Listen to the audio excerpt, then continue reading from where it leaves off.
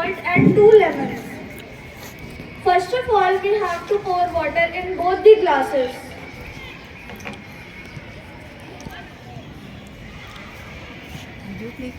Ma'am, video play.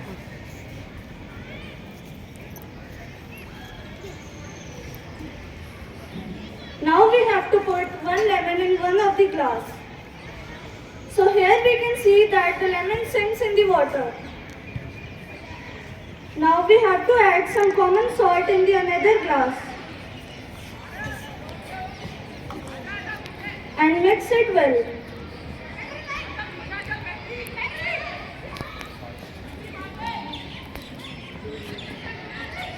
Now we have to put lemon in this glass also. Here we can see that the lemon floats on it.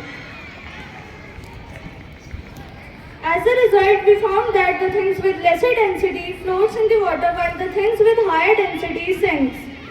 We can know about this more by a daily life example that the seawater contains a lot of salt and therefore the things float on it, but in the normal water things sink. Thank you.